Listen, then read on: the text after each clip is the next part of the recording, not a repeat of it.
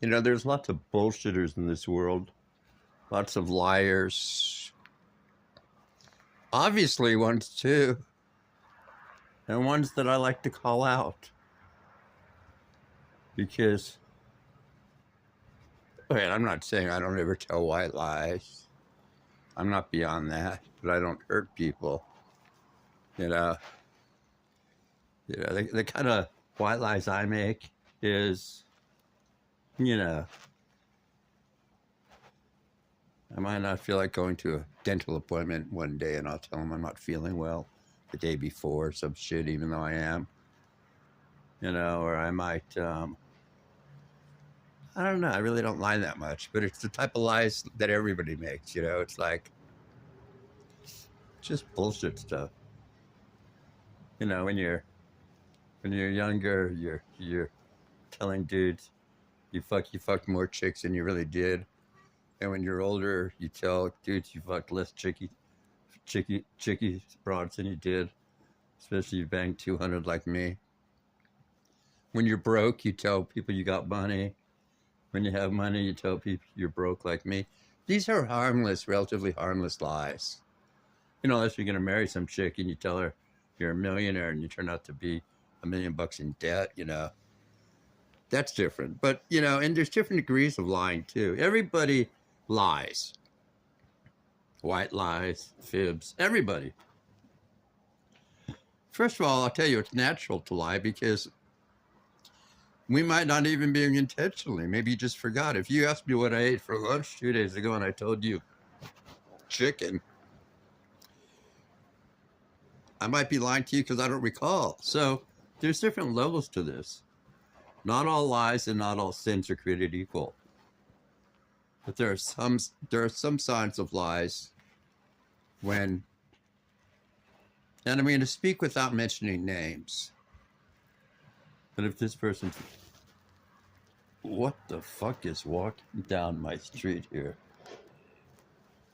I don't have my glasses on. Let me put them on. This chick, right, she just passed. Jesus, don't fucking fox. Let's get back to the lecture here. Our lecture series. But your biggest liars, and this one's to Terry Joe Jr. and Dev Campbell. And the situation is with these chicks have so many more options than men, especially with social media, that they can literally be dealing with you and 50 other dudes at the same fucking time. So what is bad narcissistic lying?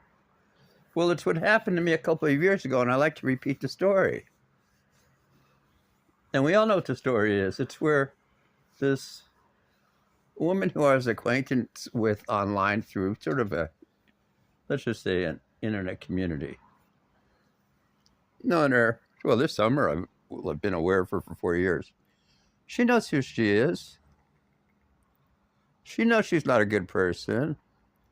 She knows when she opens her mouth, at least to me, and tells me shit, she's intentionally bullshitting me and lying. She knows this. Why does she do it? Because she's an attention 304. That's right. She's like a 50-plus-year-old broad.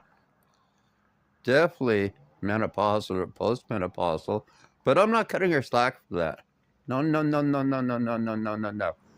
I don't, wait. And you know what? I don't cut slack for people who do shitty things to me or other people just because they had a shitty childhood.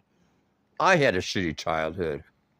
Oh, yeah, I was raised in an upper-class family.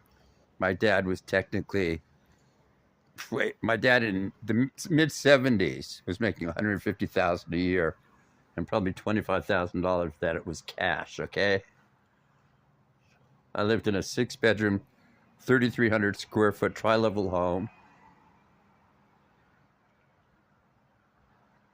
My dad would buy a new Cadillac every 2 years. We had a mom, a dad, 4 kids, and when we turned 16, we all got cars. Either my grandmother gave me one, or my dad would give us my mom would give us her old car, or they'd buy us a Japanese cheap car back then for like $5,000 or something.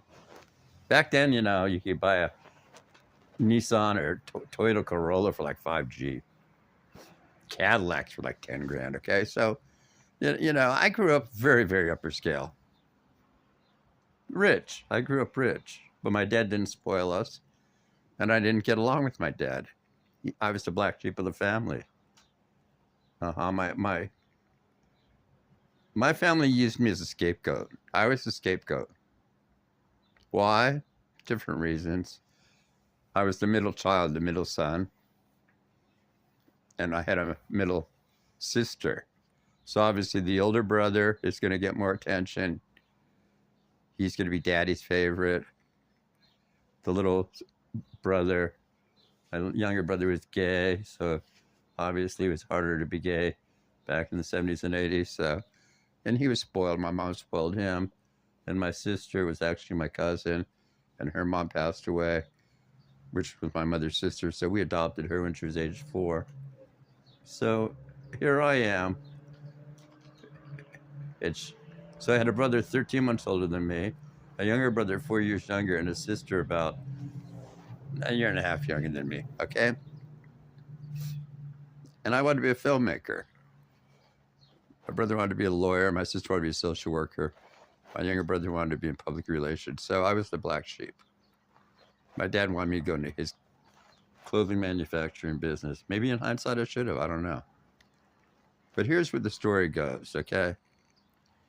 My dad basically treated most of me. In hindsight, my dad was a narcissist. My mom, to a certain extent, too. I didn't even know what a narc was back then. Back then, when we used the term narc, it was used for... The term narc was somebody who was... When we said you were a narc in the 60s or 70s or even 80s, we didn't refer to a narcissist. Nobody even used that term. A narc was somebody that basically snitched on people, usually for using drugs. That was a narc. A narc was a snitch. Why narc? Narcotics. That's where it came from. It didn't come from narcissist. All right, let's get back to the main story here, okay? Because I like to keep these videos relatively short. Less than about 14 minutes. So we all know the story of the woman that never told me her real name. Even though a couple days ago, Romeo somehow gave it to me. She knows who she is. We'll just say her initials are DKS. I know what they stand for because Romeo told me. And she thought she was so fucking smart by lying to me and telling me a lie for her name. She gave me some Italian bullshit name. And she knows all this is true too. And if she doesn't know it's true, she's either lying to me herself, or she's dumb as shit, or a combination of 2 or 3 of those. Now, why am I so still upset about all this shit? I'm not really, because, you know, I've obviously been with other women since this occurred 2 or 3 years ago. But I'm telling it as a cautionary tale to you younger guys. Trust me. This evil woman knew that I liked her. Okay? But I wasn't going to pursue her because she just, well, she was over 50. She seemed very high maintenance. Because, you know, this lady literally is or was a millionaire. You know? I don't know what she was making, but I'm sure she was grossing at least $1 million a year. And after taxes, taking home 500 grand with her lifestyle. Maybe I'm wrong, but I know she had to be making at least $500,000 a year gross. Maybe $1 million, maybe $2 million. I don't know. Money was irrelevant because I don't need chicks with money because they don't spend it on you anyway. Plus, it's kind of a, I don't know. I guess I do have a healthy ego where I like to be the one dating women, and I like to be the one with more money. I don't like to go out with women who have more money than me. In fact, and which isn't rare because most women only want to go out with guys that have more money than me. I mean, I'm well off, but I'm sure this woman's more well off than me. You know? But at a certain point, it's only money. It doesn't mean anything. Some of the richest people I know are some of those miserable people that you go down to like Mexico, where I go. I'll go to Mexico City and I'll see poor young kids kicking around a soccer ball. Broke as fucking happier than hell. So money really has nothing to do with happiness. It doesn't, folks. In fact, it could bring you more sadness when you lose money. Like if you don't have any money, you can't lose money. You can only make it. If you have money, and you know what? Losing money feels 10 times worse. The feeling of losing money feels 10 times worse than the feeling even of making any money. Why? Because when you make money, it's just icing on the cake. You know, let's say hypothetically, you have $1,000, you know, which you can't really afford to lose. But, you know, it's not going to kill you if you do lose it. You go into a casino, you bet the 1,000 playing blackjack, and you win another 1,000. So now you won 2,000. Now you're up 1,000. You made 1,000. Yeah, it feels good. You're walking out there with $2,000. But if you're buying for 1,000 and you lose all 1,000 and you walk out of there down 1,000, now you're really pissed and you're more upset because now you're thinking about all the stuff you could have bought with that $1,000. Yep. Whereas when you make the 1,000 off 1,000, what are you gonna do? It's just money you can buy shit with, right? So you're gonna be happy if you make money that you can buy shit with or invest. But when you lose 1,000, and that's a small amount of money to me, believe me, at a casino or stock market, it really hurts because now you can't buy anything. So see, losing money is always worse than making money. Obviously, I mean, on a proportional level. All right, let's get down to brass tacks here. Because make this too hard. So this woman basically lies to me about where she lives, lies to me about her house burning down in a fire. Her house didn't burn down in a fire. No. 20 homes around her burned down. Plus, for a smart businesswoman, she doesn't even buy these homes. She leases them. She doesn't own this shit. Yeah. Nothing like leasing a home in 2020 for, let's say, well, we won't say what the lease amount is, but let's say you're going to lease a home in 2020 that sells for, 1.5 million. Well, we had the biggest increases in real estate prices the last 5 years.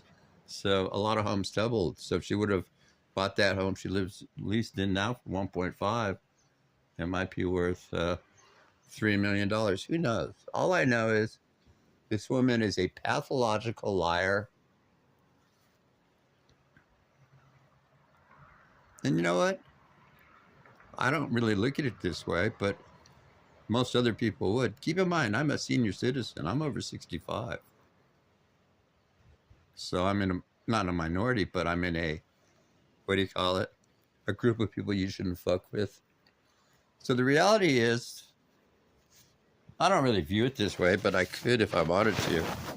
What she was doing to me was sort of a form of elder abuse. Lying to me, saying all kinds of bullshit to me. Yeah. Psychologically fucking with me. That's elder abuse. Lying about me, defaming me.